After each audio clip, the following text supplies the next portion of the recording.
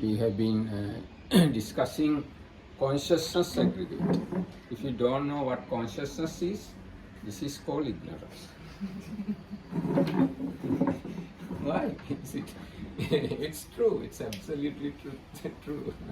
If you don't know what consciousness is, this is really real ignorance. Although we have consciousness within us, and although all the beings have consciousness within them, but many few beings know what consciousness is, because it is very difficult to understand what consciousness is. It is very, because consciousness we can't see. We can see only forms, colors. Consciousness we can't hear. We hear sounds. Consciousness we can't feel. We feel or we experience smells or odors. Consciousness we can't taste. We taste tastes. And consciousness we don't touch. Touches are not the consciousness. But at the same time, without consciousness we don't see anything. Without consciousness we don't hear anything. Without consciousness we don't feel anything. We don't taste anything. We don't experience any touch without consciousness. So understanding consciousness is extremely difficult. It's extremely subtle thing, consciousness is. So it's good to discuss. It's good to investigate. It's good to try to understand what consciousness is. Because consciousness is the driving force or the most important thing within us. And because we have consciousness, we have all the pleasures and pains. Otherwise, just body doesn't feel anything. Now, let's assume that our consciousness deprived from our body. Just body, only body. Body doesn't feel or experience or know anything. Body doesn't know anything. Because of the consciousness, with the help of the body, consciousness feel, consciousness know, consciousness cognize, recognize, experience, everything done by the consciousness. So it's good to discuss about consciousness. Now when we look at consciousness, according to Buddha's teaching, there are unwholesome consciousness. 12. There are 12. And there are wholesome consciousness. There are 21. And there are resultant consciousness. There are 36. And there are functional consciousness. There are 20. So if you like to understand what each consciousness is, you have to study Abhidhamma. If you like to know these things specifically, you have to study. So our discussion is actually according to that specific explanation about consciousness. So up to now we have discussed this much. So there are sense, fear, beautiful consciousness. The number is 24. Why we call beautiful? There are karmic consciousness, resultant consciousness, and functional consciousness. Or we can say there are wholesome consciousness, resultant consciousness, and functional consciousness. Because of these three types, we call them beautiful.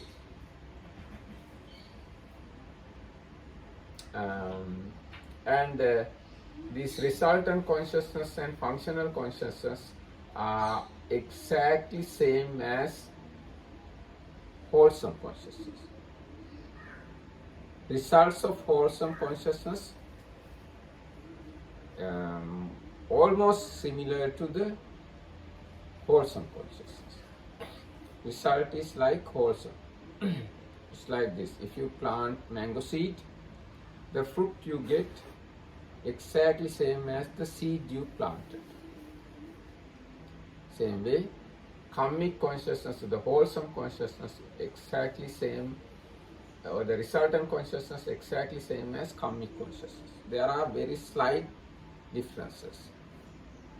And functional consciousness also same as wholesome consciousness. Only difference is this functional consciousness available only within arahants, not in any other being. That's the only difference. Now this much we finish. Yesterday we discussed this area. There are consciousness normal people can't experience. Only very virtuous people can experience. They are called fine material sphere consciousness.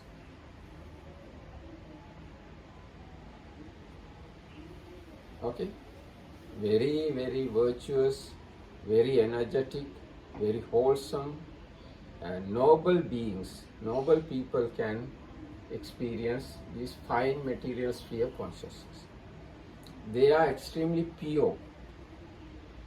In order to achieve this fine material sphere consciousness, you have to suppress greed, hatred, and greater part of delusion. Especially sloth and torpor, restlessness and worry, and doubt. You have to suppress these 5 hindrances to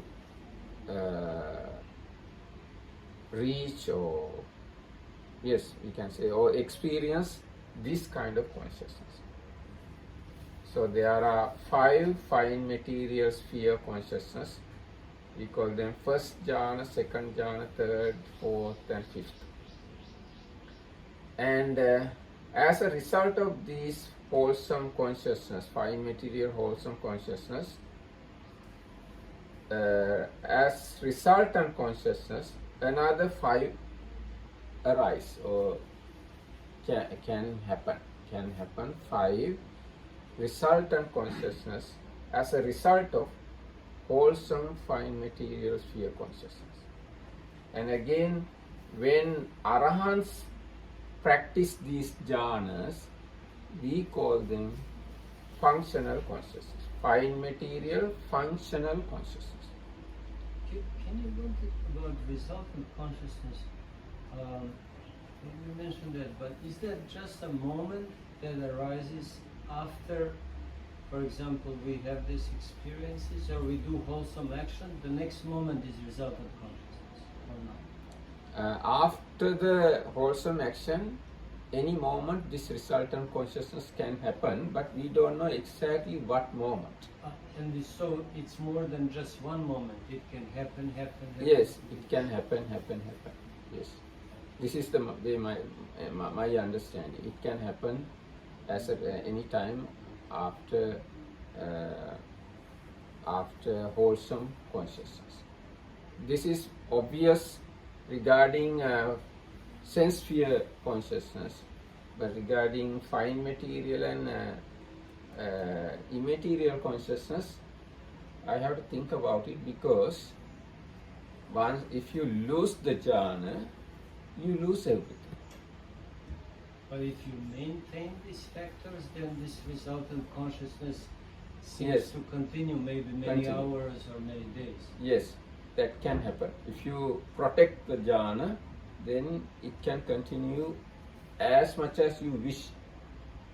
And if you can die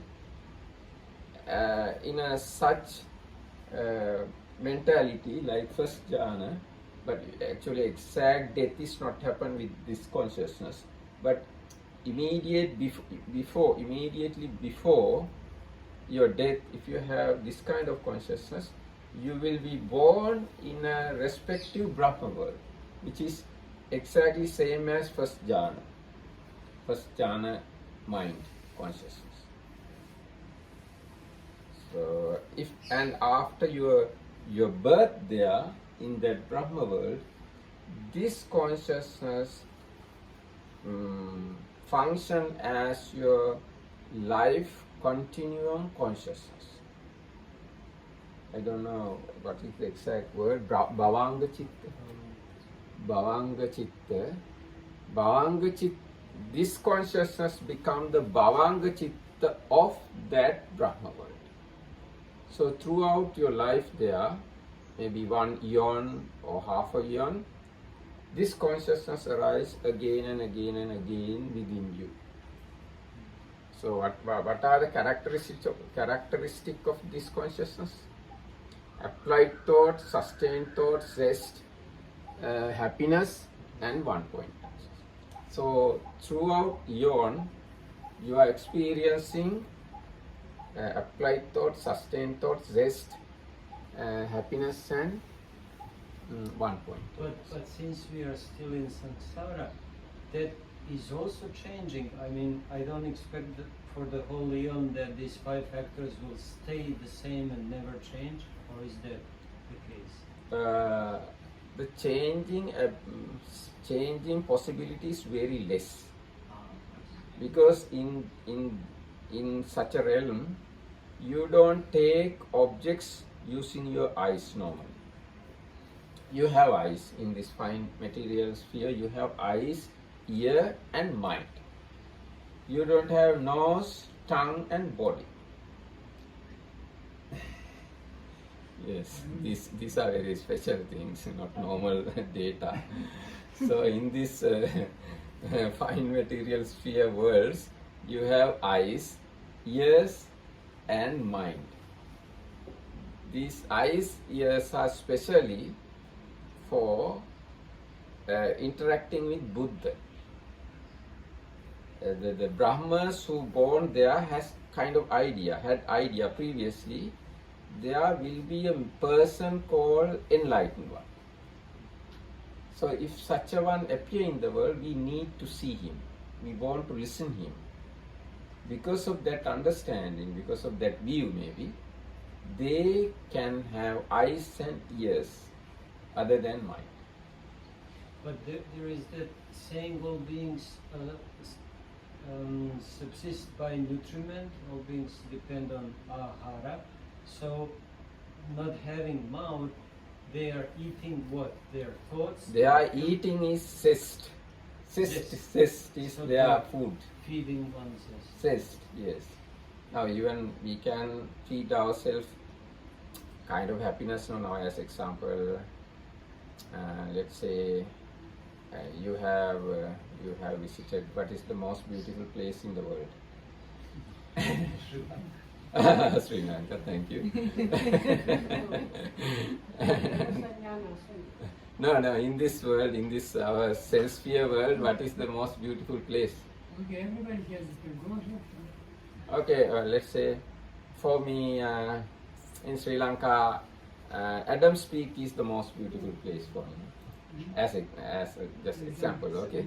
So if I can recollect Adams Peak and the surrounding area again and again and again, so I can continually have happy mind. Like that, these beings in this realm, they again and again and again recollect this mind which has applied those, sustained those, zest, happiness, and one pointedness. So their food is zest actually, piti bakka. Now Buddha even said piti bakka bhavissama deva abhasrayata. Like the devas in Abhasra realm, today I consume happiness. Do they have eyes or they have maybe phenomenon of visualization? No. They have rupa? They have rupa because this is fine material. They have very fine eye sense space. They have very fine ear sense space. But they don't have physical gross body. But if they need, they can create their own body. When they come to see Buddha, they come with kind of very fine, nice, beautiful body. So, yes. So, if you like to live 1 eon with happiness, then you have to achieve this jhana. Without any obstacle, without any problem, without any hindrance, throughout the life you are in a continuous happiness. So that is the value of these mental states. And you don't have gross body there, so you need not to worry about maintaining your body. You need not to do jobs and works to feed yourself. And you are just one like, now regarding these Brahmas, there are more explanations. They are wanderers in the sky, and from their body light emit. They emit light, and their food is cessed. And yes, these are the explanations about them. So Are they devatas or not? they are devas, but they are beyond normal sense sphere devas. They are fine material devas. We call them Brahmas actually. Their lifespan is extremely long. Some of them forget they have born there. And some of them, they can't think they are dead. So they feel they are everlasting. They are permanent. They don't feel death at all. They don't experience any old age or sickness or mental or physical pain, nothing.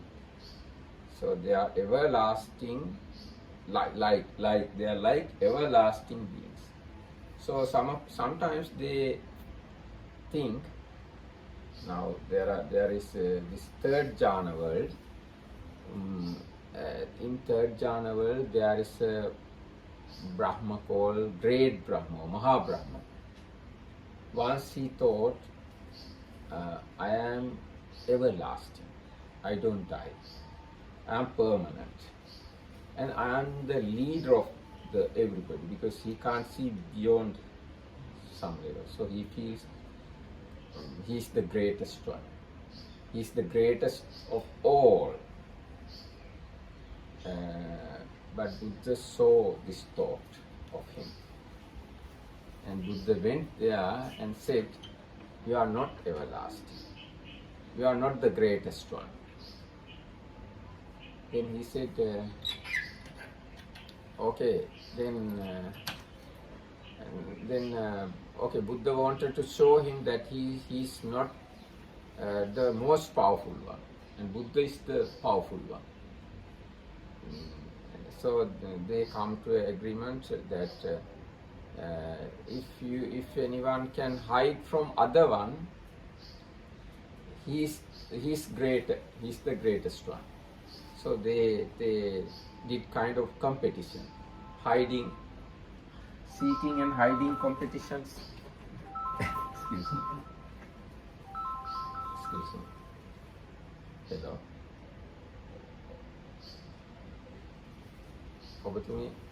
ඔබතුමිය ලොකු හාමුදුරුවෝ ඉන්න හරියටම ආවද?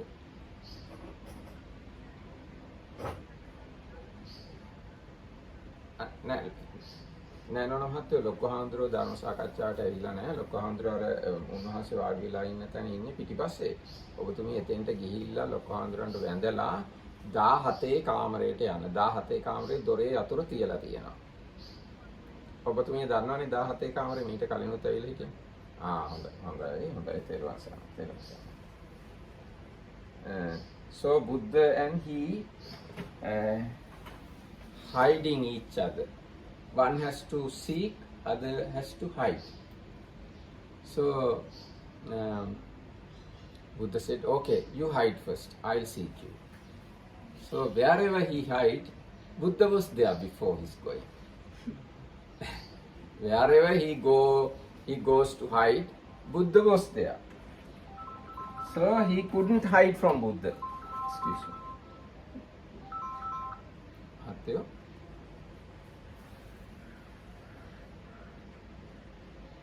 Oh.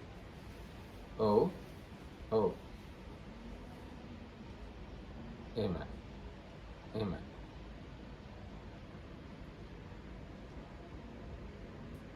Amen. Amen. Amen. Amen.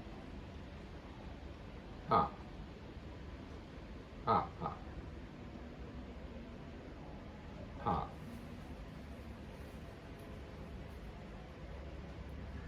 Hundred. Take one side, so wherever he hid, Buddha was there. So he couldn't hide from Buddha. And Buddha said, okay, now you can't hide from me. Now this is my time. You seek me. You find me. Saying so, Buddha disappeared. And he tried to see Buddha, tried to search or seek Buddha. He couldn't find. But he hears Buddha's voice. So, finally, Buddha was there, according to my memory. Buddha was there somewhere in his eyelid. Brahma's eyelid is the place where Buddha hid. So Brahma couldn't find him. So he was defeated, and then he was ready to listen Buddha's Dhamma. So like that, this is the nature of this Brahma world. If you go there, you may feel you don't die. You will live forever, and you will live forever with extreme comfort, extreme happiness, extreme zest. This happened while Buddha was doing his. Yes, this incident happened in Buddha, while Buddha was doing. Yes, you can find this in this sutta. 49. Brahmanimantanika Sutta, no? 48 or something. 49. Okay, never mind. Yes. I just want to know 424. this Buddha already. Now this is the way. Actually, it's good to read all these things because all these things are interrelated. So Abhidhamma is not something completely outside from suttas. Suttas and Abhidhamma, all these things going together. So Buddha says to bhikkhus, bhikkhus, on one occasion I was living at Ukkatta in the Subhaga grove at the root of the royal sala tree. Now on that occasion, pernicious view had arisen in Baka, the Brahma. Thus, this is permanent, this is everlasting, this is eternal, this is total, this is not subject to pass away. For this is where one is neither born, nor ages, nor dies, nor passes away, nor reappears, and beyond this there is no other space, other escape. So this kind of ideas can emerge in Brahma's mind because of their nature of life. I knew with my mind the thought in the mind of Baka, the Brahma, so I just as quickly as a strong man might extend his flexed arm or flex his extended arm, I vanished from the root of the royal sala tree in Subhaga grove at Ukkatta and appeared in that Brahma world. Baka the Brahma saw me coming in the distance and said, "Come, good sir, welcome, good sir. It is long, good sir, since you found an opportunity to come here. Now, good sir, this is permanent, this is everlasting, this is eternal, this is total, this is not subject to pass away. For this is where one is neither born, nor ages, nor dies, nor passes away, nor reappears, and beyond this there is no other escape." When this was said, I told Baka the Brahma, "The worthy Baka, the Brahma, has lapsed into ignorance. He has lapsed into ignorance in that he says of the impermanent that is permanent, of transient that is everlasting, of the non-eternal that is eternal, of the incomplete that is total, of what is subject to pass away that is not subject to pass away, of where one is born, ages, dies, passes away, and reappears, that here one is neither born, nor ages, nor dies, nor passes away, nor reappears.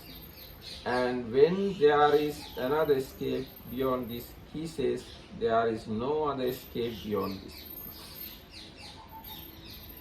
Yes.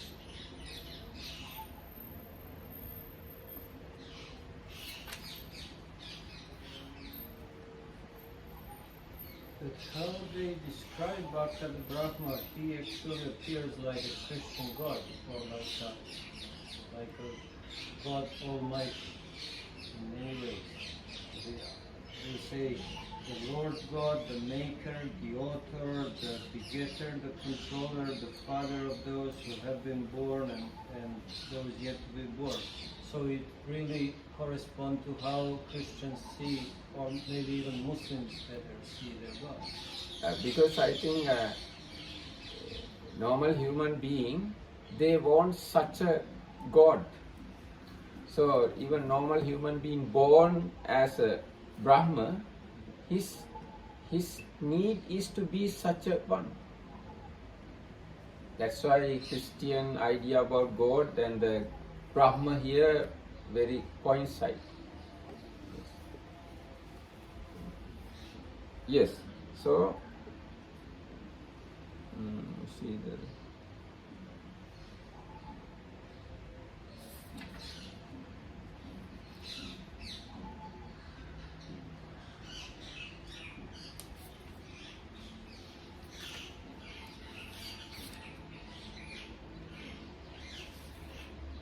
I want to show you that the competition in between Buddha and the Brahma.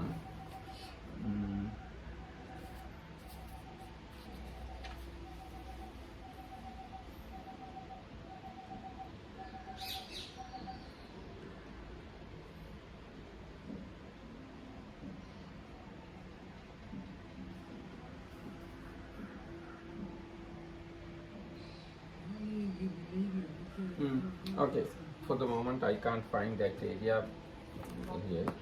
Huh? Well then. Maybe that whole story in commentary, not all. It's there, you just replace it. Okay. In this 49, it's not. Anyway, so you have to understand the nature of Brahma world, how they think, what are their comforts, their happinesses. It's good to understand. All these things experienced by them because of, as human beings, they have developed these jhanas, these mental states. Even if we can achieve these mental states, and after our death, we will be able to go there. If we don't attain arahanthood. Okay, if you like, you can read that part. One day remove fifth jhana as equanimity. Equanimity and one-pointedness. Does that include fifth to eighth jhana? Yes, All three. all the other jhanas have these two qualities, equanimity and one-pointedness. They want in the fifth. 36. Happiness and one-pointedness, equanimity and one-pointedness. Fourth is happiness. Kiyan balanna.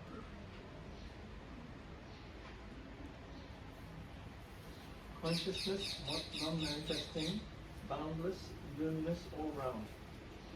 That is not partaken of by the earthiness of the earth. That is not partaken by the wateriness of water. That is not partaken of by the allness of all. Good sir, I shall vanish from you. Vanish from me if you can, Brahma. Then the Brahma was saying, I shall vanish from the recluse Gautama. I shall vanish from the recluse Gautama. Was unable to vanish. Thereupon I said, Brahma, I shall vanish from you. Vanish from me if you can, good sir. Then I performed such a feat of supernormal power that the Brahma and the Brahma's assembly and the members of the Brahma's assembly could hear my voice but could not see me. That's the area I wanted to show you. So Buddha, and he did kind of seeking and hiding something. After I had vanished, I uttered this stanza. Having seen fear in being, and having seen that being will cease to be, I did not welcome any kind of being, nor did I cling to delight. At that the Brahma and the Brahma's assembly and the members of the Brahma's assembly were struck with wonder and amazement, saying, "It is wonderful, sirs, it is marvelous, the great power and the great might of the recluse Gautama. We have never before seen or heard of any other recluse or Brahmin who had such a great power and such great might as this recluse Gautama, who went forth from the suffering fire. Sirs, though living in a generation that delights in being, that takes delight in being, that rejoices in being, he has extirpated being together with its root. Then Mara, the evil one, took possession of a member of the Brahma's assembly, and he said to me, "Good sir, if that is what you know, if that is what you have discovered, do not guide your late disciples or those gone forth. Do not teach the Dhamma to your lay disciples or to those gone forth. Have no yearning for lay disciples or for those gone forth. Before your time, Bhikkhu, there were recluses and Brahmins in the world, claiming to be accomplished and fully enlightened. They guided their lay disciples and those gone forth. They taught the Dhamma to their lay disciples and to those gone forth. They had a yearning for lay disciples and for those gone forth. And on the dissolution of the body, when their life was cut off, they became established in an inferior body. Before your time, Bhikkhu, there was also recluses and Brahmins in the world, claiming to be accomplished and fully enlightened. And they did not guide their lay disciples or those gone forth. They did not teach the Dhamma to their lay disciples or to those gone forth. They had no yearning for lay disciples or for those gone forth. And on the dissolution of the body, when their life was cut off, they became established in a superior body. So, Bhikkhu, I tell you this, be sure, good sir, to abide inactive, devoted to a pleasant abiding here and now. This is better left undeclared. And so, good sir, do not advise anyone else." When this was said, I told Mara, the evil one, "I know you, evil one. Do not think he does not know me. You are Mara, evil one. It is not out of compassion for their welfare that you speak thus. It is without compassion for their welfare that you speak thus. You think thus, evil one. Those to whom the recluse Gautama teaches the Dhamma will escape from my sphere. Those recluses and Brahmins of yours, evil one, who claim to be fully enlightened, were not fully enlightened. But I, who claim to be fully enlightened, am fully enlightened. If the Tathagata teaches the Dhamma to disciples, he is such. Evil one, and if the Tathagata does not teach the Dhamma to disciples, he is such. If the Tathagata guides disciples, he is such. Evil one. And if the Tathagata does not guide disciples, he is such. Why is he that? Why is that? Because the Tathagata has abandoned the taints and that defile, bring renewal of being, give trouble, ripen in suffering, and lead to future birth, aging and death. He has cut them off at the root and made them like a palm stump, done away with them so that they are no longer subject to future arising. Just as a palm tree whose crown is cut off is incapable of further growth, so too the Tathagata has abandoned the taints that defile them off at the root, made them like a palm stump, done away with them so that they are no longer subject to future arising. Thus, because Mara was unable to reply, and because it began with the Brahma's invitation, this discourse is entitled On the Invitation of the Brahma. මේක මාර තජ්ජනීය සූත්‍රය. ඉතින් ලැබුණා තායි කියනවා.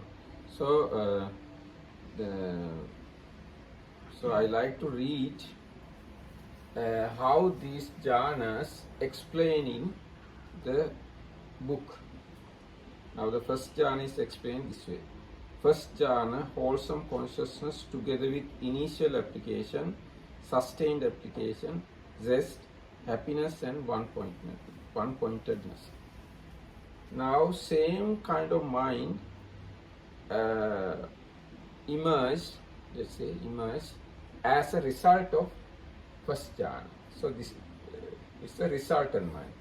So this is the way resultant mind is explained. First jhana resultant consciousness together with initial application, sustained application, zest, happiness and one-pointedness.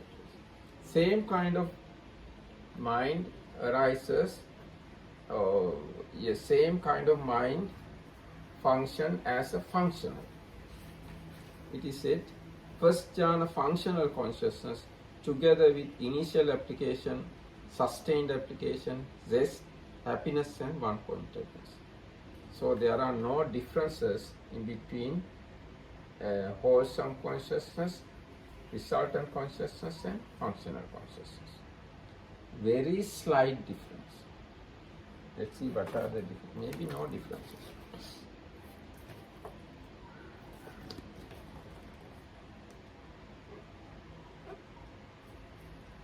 Bhante, is functional consciousness stable? No, not stable. All the consciousness have one mind moment of lifespan.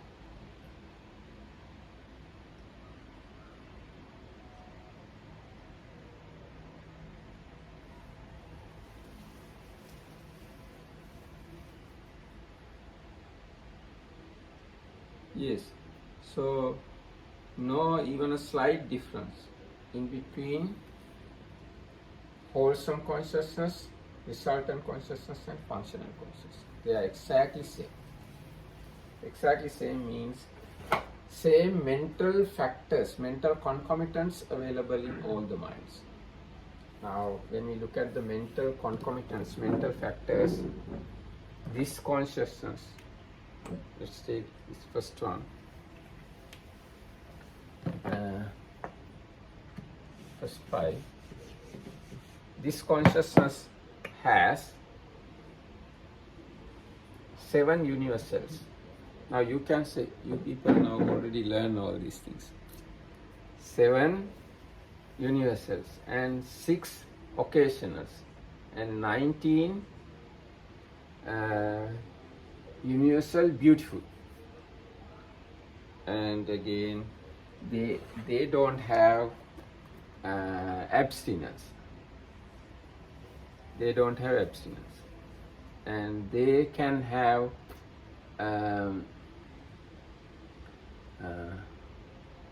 compassion or sympathetic joy, and definitely they have wisdom.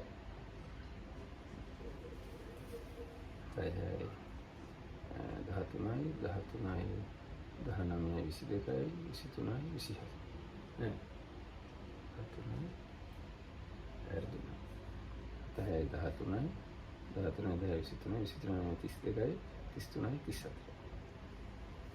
So this first jhana consciousness has 34 mental factors. Now when we go to the second jhana, one factor less, 5. Others are same. 1. So 33 mental factors.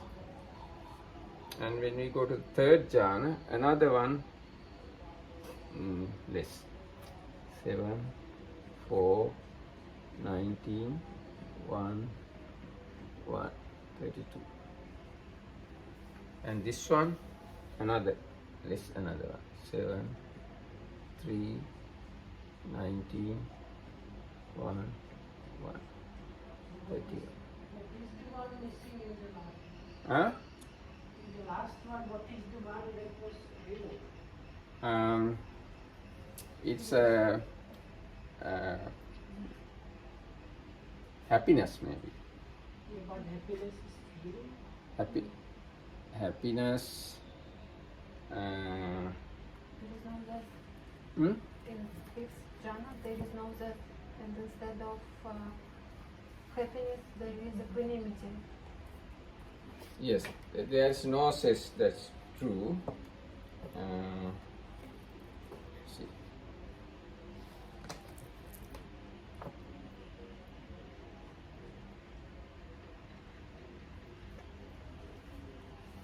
It doesn't have applied thought, sustained thought, and zest. And it doesn't have. Yes. It doesn't have universals, karuna and mudita also. Yes.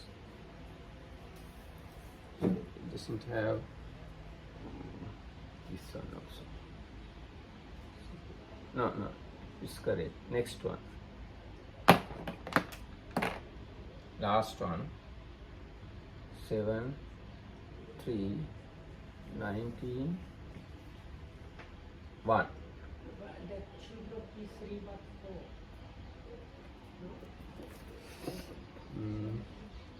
No. Because you remove 3 out of 3, yes, 3. Because it doesn't have applied thought, sustained thought, and zest. Rest of the 3 is there. So,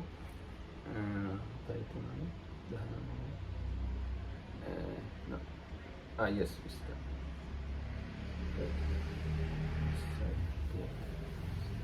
So this is the way mental factors working in these jhanic minds. So if you study these things, this 19, you can have better idea about jhana. Because in a jhana, mindfulness is there, faith is there, non-greed, non-hatred, and tranquility, softness, malleability. These mental factors are there. Faith, mindfulness, shame, fear of wrongdoing, non-greed, non-hatred, neutrality of mind, tranquility of mental body, tranquility of consciousness, lightness of mental body, lightness of consciousness, malleability of mental body, malleability of consciousness, wieldiness of mental body, wieldiness of consciousness, proficiency of mental body, proficiency of consciousness, rectitude of mental body, rectitude of consciousness. So and wisdom. So these are extremely wholesome, good mental factors. So first jhana is extremely comfortable as well as extremely wholesome. That's the important thing. There are some comfortable thing, happy thing, but not that much wholesome. But this is wholesome as well as comfortable. So this is good even for Buddhas. This comfort, this happiness is good for Buddhas. So if you like, work hard to achieve these states. So now I think now it's clear to you all these 15 consciousnesses, isn't it? So these are fine material sphere consciousness, and when you achieve these consciousness, and if you can die with these consciousness, if you can maintain up to your death, then you will be born in Brahma world. There you don't have this kind of gross body. You will have your mind and eye and ears, not gross body.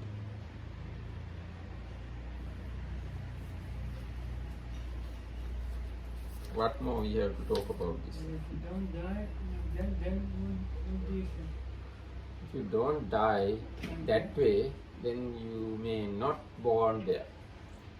but you're still there. It depends on the mentality very close to your death. Even if you have attained jhanas and if you lose it because of your ill behavior, bad behavior, then you will die as any other normal human being. You have to maintain these things. That's why I said yesterday, Buddha introduced this monkhood and Vinaya, code of discipline. and other traditions, customs, rules, all these things are introduced by the Buddha in order to achieve and maintain jhanas. If you achieve and maintain jhanas, you are very close to Nibbana.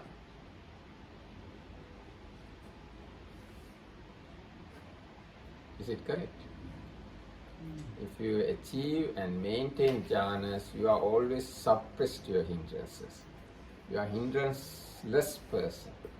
Hindrance-less person is always wise.